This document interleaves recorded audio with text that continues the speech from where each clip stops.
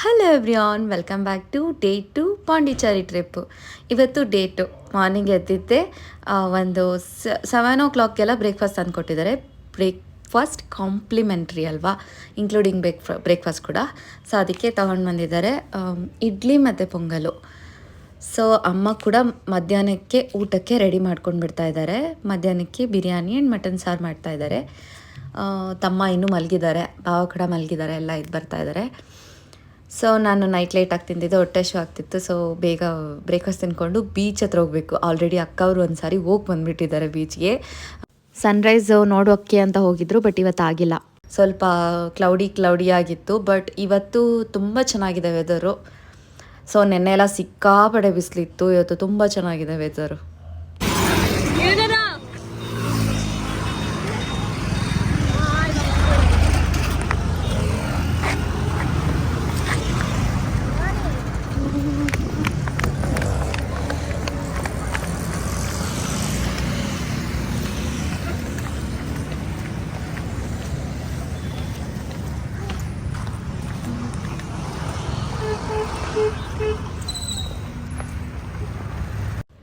Breakfast ಮುಗಿಸ್ಕೊಂಡು ನಮಗೆ 12:30 1 o'clock ತೊಗೊಂಡಿದ್ದೀನಿ ಚೆಕ್ಔಟು. ಸೊ ಅಲ್ಲಿವರೆಗೂ ಒಂದು 2 hours, ಸೊ 3 hours ಟೈಮ್ ಇದೆ. ಇನ್ನೊಂದು 1 hour ಬೀಚಲ್ಲಿ ಆಡ್ಕೊಂಡು ಬರೋಣ, 1.5 hour. ಇನ್ನೇನು ಹೋಗ್ಬಿಡ್ತೀವಿ, ಮತ್ತೆ ರೆಡಿ ಆದರೆ ಬೀಚಲ್ಲಿ ಆಡೋಕ್ಕಾಗಲ್ಲ ಅಂಥೇಳಿ ನಾವೆಲ್ಲ ಬಂದ್ವಿ. ಅಕ್ಕ, ನಾನು, ಮಕ್ಕಳು ಮತ್ತು ತಮ್ಮ, ಮಾಲ ಎಲ್ಲ ಬಂದ್ವಿ. ಸೊ ಇವತ್ತು ಕ್ಲೌಡಿ ಆಗಿದೆ ಆ್ಯಂಡ್ ಬಿಸಿಲಿಲ್ಲದೆ ಇರೋದ ಕಾರಣಕ್ಕೆ ತುಂಬ ಬಿಸಿ ಅನ್ನಿಸ್ತಾ ಇಲ್ಲ, ಬಟ್ ತುಂಬ ಚೆನ್ನಾಗಿದೆ ಇವತ್ತು ಮಾತ್ರ ವೆದರು.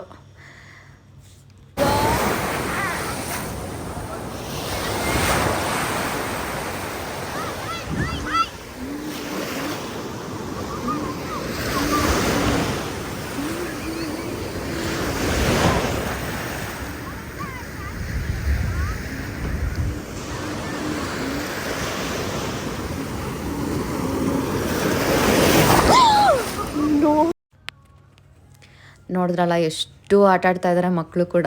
ನನ್ನ ತಮ್ಮನ ಮಗ ಅಂತೂ ಇಲ್ಲಿಂದ ನನ್ನ ಮೇಲೆ ಸ್ಯಾಂಡನ್ನ ಎಸಿತಾ ಇದ್ದಾನೆ.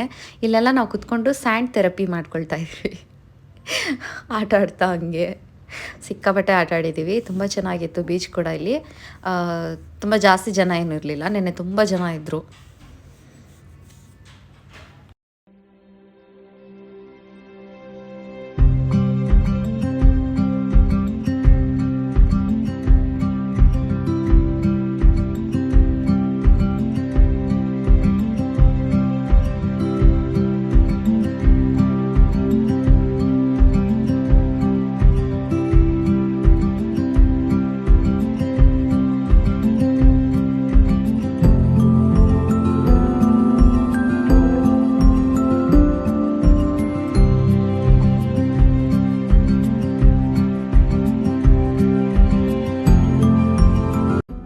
ಸೊ ಎಲ್ಲ ಎಳ್ನೀರು ಕೊಟ್ಬಿಟ್ಟು ಕೂಲ್ ಆಗಿಬಿಟ್ಟು ನಿಧಾನವಾಗಿ ನಡ್ಕೊಂಡ್ವು. ಅಂದರೆ ವಾಕೇಬಲ್ ಡಿಸ್ಟೆನ್ಸೇ ಇದ್ದಿತ್ತು ನಮಗೆ ರೆಸಾರ್ಟಿಂದ ಬೀಚಿಗೆ. ಸೊ ಬೇಗನೆ ಬಂದು ನೀಟಾಗಿ ರೆಡಿಯಾಗಿ ಚೆಕ್ಔಟ್ ಮಾಡಿ ಈಗ ಹೊರಟಿದ್ದೀವಿ ಬೋಟಿಂಗ್ ಹತ್ರ.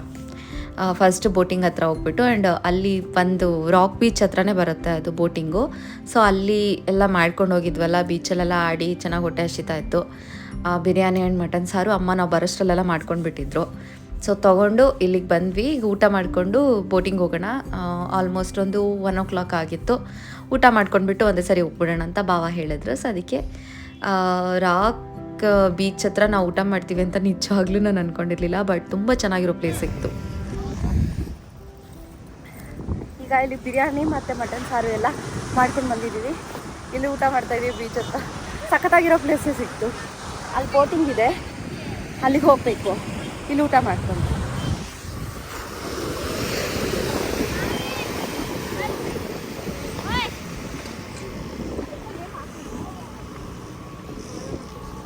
లేదంటున్నా.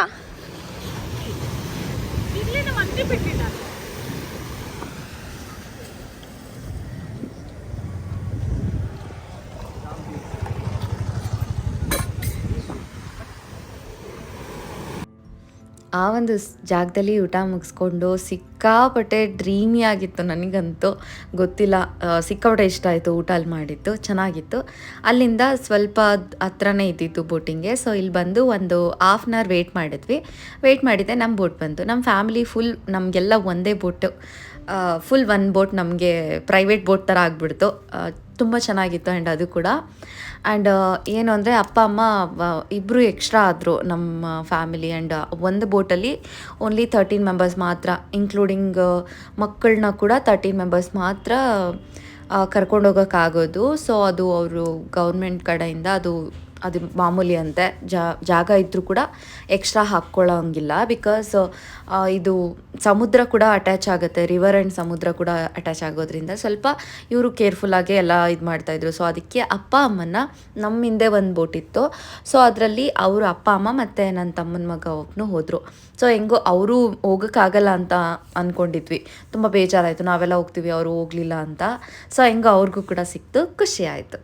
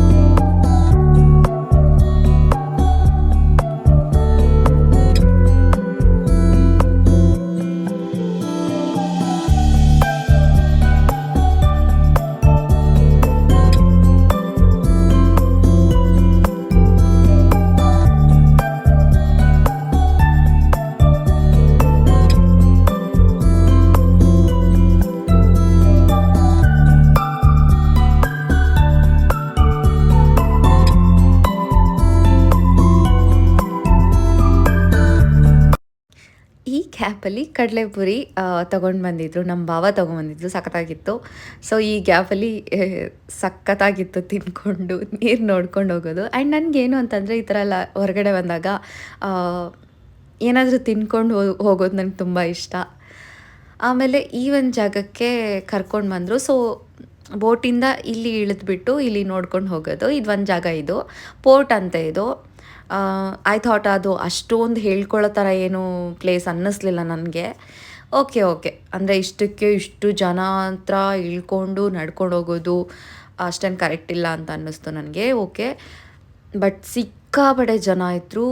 ನಾವು ಬಂದಿದ್ದ ಟೈಮಲ್ಲಂತೂ ಇಷ್ಟೊಂದು ಜನ ಇರಲಿಲ್ಲ. ಮೇ ಬಿ ಲಾಂಗ್ ಹಾಲಿಡೇ ಇರೋದ್ರಿಂದ ಮೇ ಬಿ ಇಷ್ಟು ಜನ ಇದ್ರೋ ಏನೋ ಗೊತ್ತಿಲ್ಲ. ಈ ಒಂದು ಬೋಟು ಇದನ್ನು ನೀಟಾಗಿ ಮುಂದೆಯಿಂದ ತೋರಿಸಿಲ್ಲ. ಓಕೆ, ಪರವಾಗಿಲ್ಲ. ಇದಕ್ಕೇನೋ ಹಿಸ್ಟ್ರಿ ಇದೆಯಂತೆ, ಅದನ್ನು ನಾವೇನೋ ಓದಿಲ್ಲ, ಬಂದುಬಿಟ್ವಿ. ಆ್ಯಂಡ್ ಈ ಒಂದು ಮರ ನೋಡ್ತಾ ಇದ್ರಲ್ಲ, ಇದು 2 ಮರ, ಅಂದರೆ ಆಲದ ಮರನೂ ಮೇ ಬಿ ಗೊತ್ತಿಲ್ಲ, ಆದರೆ ಏನಂತಾರೆ ತಾಟ್ಲಿಂಗ್ ಬರುತ್ತಲ್ಲ ಅದ್ರದ್ದು ಮರ. ಇದನ್ನು ತೆಲುಗಲ್ಲಿ ಕನ್ನಡದಲ್ಲಿ ಏನಂತಾರೆ ಗೊತ್ತಿಲ್ಲ. ಆ ಮರ ಆ್ಯಂಡ್ 2 ಮರ ಒಂದೇ ಮರದಲ್ಲಿ ಅಟ್ಯಾಚ್ ಆಗಿ ಬರ್ತಿದೆ. ಸೊ ಡಿಫ್ರೆಂಟ್ ಅನ್ನಿಸ್ತು. ಸೊ ಅಮ್ಮ ಅವ್ರ ಬೋಟ್ ಕೂಡ ಬಂದಿದೆ. ಮೊಮ್ಮಗನ್ನ ಹಿಡ್ಕೊಂಡು ಅಮ್ಮ ಅಲ್ಲಿ ವೆಯ್ಟ್ ಮಾಡ್ತಾ ಇದ್ದಾರೆ. ಅಮ್ಮ ಅವ್ರಿಗೆ ಬಾಯ್ ಹೇಳಿ ನಾವು ನಮ್ಮ ಬೋಟ್ ಹೊರಡ್ತು. ಇನ್ನೊಂದು ಇದು ಆಗಿದ್ದೆ ಇನ್ನೊಂದು ಪ್ಲೇಸಿಗೆ ಕರ್ಕೊಂಡೋದ್ರು.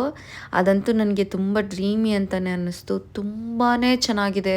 ಆ ಒಂದು ರಿವರ್ ಆ್ಯಂಡ್ ಸಮುದ್ರ ಒಂದಾಗೋ ಜಾಗ ಅಂತಾರಲ್ಲ, ತುಂಬಾ ಚೆನ್ನಾಗಿದೆ. ಲೈಕ್ ಹೆಂಗೆ ಅಂದರೆ ಬೇರೆ ಕಡೆ ಎಲ್ಲ ಬೇರೆ ಬೇರೆ ಕಲರ್ಸಲ್ಲಿ ಕಾಣಿಸ್ತಿತ್ತು. ಬಟ್ ಇಲ್ಲಿ ಏನು ಅಂದರೆ ರಿವರ್ ಕೂಡ ಸಮುದ್ರ ಕೂಡ ಒಂದೇ ಥರನೇ ಕಾಣಿಸ್ತು. ಆ್ಯಂಡ್ ಅಲ್ಲಿಗೆ ಹೋಗಿದ್ದೆ ಆ ಒಂದು ಅಲೆಗಳು ಬರುತ್ತಲ್ಲ, ಆ ಒಂದು ಡಿಫ್ರೆನ್ಸ್ ಆಗಲಿ ಸಿಕ್ಕಾಪಟ್ಟೆ ಒಳ್ಳೆ ಫೀಲ್ ಕೊಡ್ತು. ಈ ಒಂದು ಬೋಟ್ ಪ್ಯಾಕೇಜ್ ತೊಗೊಂಡಿದ್ದಕ್ಕೂ ಒಂದು ವರ್ತ್ ತುಂಬಾ ಚೆನ್ನಾಗಿದೆ. ನೀವು ಯಾರೆಲ್ಲ ಹೋಗ್ತಿರೋ ಇದನ್ನು ಒಂದನ್ನು ಮಿಸ್ ಮಾಡ್ಕೋಬೇಡಿ, ತುಂಬ ಚೆನ್ನಾಗಿದೆ. ಆ್ಯಂಡ್ ನಮಗೋಸ್ಕರ ಬೋಟಣ್ಣ ಇನ್ನೊಂದು ಸ್ವಲ್ಪ ಮುಂದೆ ಕರ್ಕೊಂಡೋದ್ರು. ನೋಡಿ ಇವಾಗ ನಾವಿದ್ದೀವಲ್ಲ, ಇದು ಸಮುದ್ರ. ನನಗೇನೋ ಗೊತ್ತಿಲ್ಲ ಸಮುದ್ರಕ್ಕೂ ರಿವರ್ಗೂ ಇಷ್ಟು ಡಿಫ್ರೆನ್ಸ್ ಫೀಲು ಇರುತ್ತೆ ಅಂತ ನನಗೆ ಗೊತ್ತಿಲ್ಲ.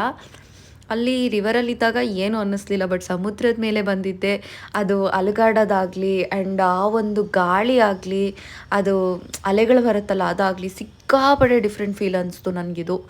ಆ್ಯಂಡ್ ಅಲ್ಲಿ ಕಾಣಿಸ್ತಿದೆಯಲ್ಲ ಅದು ಶಿಪ್ ಥರ ಇದೆ, ಅಲ್ಲಿ ಫಿಶಿಂಗ್ ಮಾಡ್ತಾರಲ್ಲ ಅದು ಸಿಕ್ಕಾಪಟ್ಟೆ ಚೆನ್ನಾಗಿತ್ತು ಈ ಒಂದು ಎಕ್ಸ್ಪೀರಿಯನ್ಸ್. ಆಲ್ಮೋಸ್ಟು ನಮಗೆ ಅವ್ರು ಹೇಳಿದ್ರು ಪ್ಯಾಕೇಜಲ್ಲಿ ಇದು ಎಲ್ಲ ಸೇರಿದ್ರು 1 ಅವರ್ ಆಗುತ್ತೆ ಅಂತ. ಆಲ್ಮೋಸ್ಟ್ ಇದು ನಮಗೆ 1.5 ಅವರೇ ತೋರಿಸಿದ್ರು. ತುಂಬಾ ವರ್ತ್ ಇದೆ ಈ ಒಂದು ಬೋಟ್ ಪ್ಯಾಕೇಜ್ಗೆ. ಆ್ಯಂಡ್ ಅಲ್ಲಿಂದ ನಾವು ನೆಕ್ಸ್ಟ್ ಬಂದಿದ್ದೆ ಫ್ರೆಂಚ್ ಕಾಲೋನಿಗೆ, ವೈಟ್ ಸ್ಟ್ರೀಟು ಫ್ರೆಂಚ್ ಕಾಲೋನಿ. ಇದಂತೂ ತುಂಬ ಫೇಮಸ್ಸು ಪಾಂಡಿಚೇರಿಗೆ. ಲಾಸ್ಟ್ ಟೈಮ್ ಬಂದಾಗ ನಾನು ತಮ್ಮ ಮತ್ತು ತಮ್ಮನ ವೈಫು ಅಕ್ಕ ಬಂದಿದ್ದಲ್ಲ, ತುಂಬ ಪೀಸ್ಫುಲ್ಲಾಗಿ ಇತ್ತು ಈ ಒಂದು ರೋಡಲ್ಲಿ.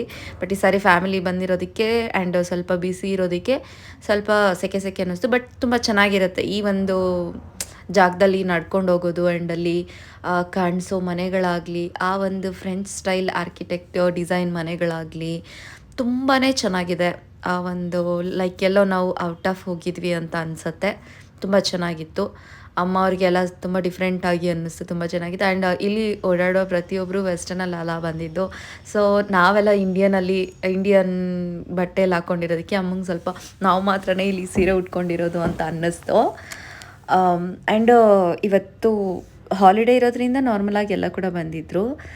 ಈ ಒಂದು ಅಂಗಡಿ ನೋಡಿದ್ರಲ್ಲ, ಲಾಸ್ಟ್ ಟೈಮ್ ಕೂಡ ನಾನು ಇದೊಂದು ಶಾಪ್ ನೋಡಿದ್ದೆ. ಇಲ್ಲಿ ಏನಾದರೂ ಒಂದು ಪರ್ಚೇಸ್ ಮಾಡಬೇಕು ಅಂತ ಅನ್ನಿಸ್ತು ತುಂಬಾ ನನಗೆ. ಬಟ್ ದುಡ್ಡು ರೇಟು ಕೇಳೋಂಗೆ ಇಲ್ಲ, ಸಿಕ್ಕಾಪಟ್ಟೆ ಕಾಸ್ಟ್ಲಿ ಇದೆ. ಆ್ಯಂಡ್ ನೆಕ್ಸ್ಟ್ ಟೈಮ್ ಹೋದಾಗ ನೋಡೋಣ ಅಂತ ಹೇಳ್ಕೊಂಡು ನೋಡಿಬಿಟ್ಟು ಹಾಗೆ ಬಂದುಬಿಟ್ಟೆ. ಆ್ಯಂಡ್ ಬರ್ತಾ ನನ್ನ ತಮ್ಮ ಕಾಫಿ ಕೊಡಿಸ್ತಾ. ತುಂಬಾ ಚೆನ್ನಾಗಿತ್ತು ಕಾಫಿ. ಆ್ಯಂಡ್ ಇಲ್ಲಿ ಈ ಒಂದು ಶಾಪಲ್ಲಿ ತುಂಬ ಅಫೋರ್ಡೆಬಲ್ ಆಗಿತ್ತು. ಕಾಫಿ ಆಗಲಿ, ಕೇಕ್ ಆಗಲಿ, ಎವ್ರಿಥಿಂಗ್ ಈ ಒಂದು ಸ್ಟ್ರೀಟಲ್ಲಿ. ಆಮೇಲೆ ಇಲ್ಲಿಂದ ಮತ್ತೆ ಇದು ಕೂಡ ರಾಕ್ ಬೀಚ್ಗೆ ಅಟ್ಯಾಚ್ ಆಗುತ್ತೆ ಈ ಬೀಚ್ ಕೂಡ. ಆ್ಯಂಡ್ ಇಲ್ಲಿ ಬೀಚ್ ಸೈಡು ಮನೆಗಳಾಗಲಿ ವಿಲಾಗಳಾಗಲಿ ತುಂಬ ಇದೆ. ನೆಕ್ಸ್ಟ್ ಟೈಮು ನೋಡಿಕೊಂಡು ಈ ಒಂದು ಬೀಚ್ ಸೈಡು ವಿಲಾಗಳಲ್ಲಿ ಮಾಡಬೇಕು ಅಂತ ಅಂದ್ಕೊಂಡಿದ್ದೀನಿ. ತುಂಬ ಚೆನ್ನಾಗಿತ್ತು. ಆ್ಯಂಡ್ ಆ ಒಂದು ಫ್ರೆಂಚ್ ಸ್ಟೈಲ್ ಆರ್ಕಿಟೆಕ್ಟ್ ಡಿಸೈನ್ಸ್ ಇತ್ತಲ್ಲ, ಅದು ಒಂದು ಡಿಫ್ರೆಂಟ್ ವೈಬ್ ಕೊಡುತ್ತೆ ಅನ್ನಿಸ್ತು ನನಗೆ. ತುಂಬ ಚೆನ್ನಾಗಿದೆ. ನೋಡೋಣ ನೆಕ್ಸ್ಟ್ ಟೈಮ್ ಟ್ರೈ ಮಾಡೋಣ ಅಂದ್ಕೊಂಡು ಆಲ್ಮೋಸ್ಟ್ ಎಲ್ಲ ಆಯಿತು, ಹೊರಟ್ವಿ. ಬರ್ತಾ ಅಂತೂ ಇಲ್ಲಿ ನೋಡಿದ್ರಲ್ಲ ಈ ಹುಡುಗಿ ಐ ಥಾಟ್ ಇಲ್ಲಿ ಸರಗಳು ಅದು ಇದು ಮಾಡ್ತಾರಲ್ಲ, ಸೊ ಅವ್ರ ಮಗು ಅನಿಸುತ್ತೆ. ನಾನು ಹೆದರ್ಕೊಂಡೆ, ಯಾರು ತಂದೆ ತಾಯಿ ಇಲ್ಲ ಈ ಹುಡುಗಿ ಹಿಂಗೆ ಆಡ್ತಿದ್ದಾಳೆ ಅಂತ. ಬಟ್ ಆಮೇಲೆ ಗೊತ್ತಾಯ್ತು ಅವ್ರು ಯಾರೋ ಮುಂಚೆ ಹೇಳ್ಕೊಂಡು ಹೋಗ್ತಾಯಿದ್ರು. ಬಟ್ ತುಂಬ ಕ್ರೇಜಿ ಅನ್ನಿಸ್ತು.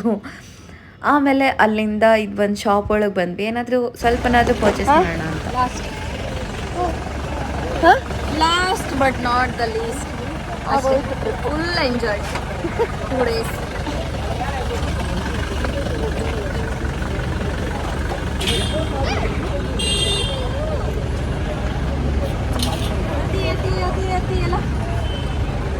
ಅತ್ರಿ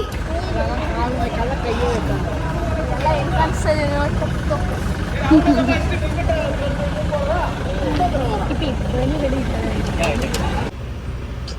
ಲೆಕ್ಕತಪ್ಪಿಂದೆ.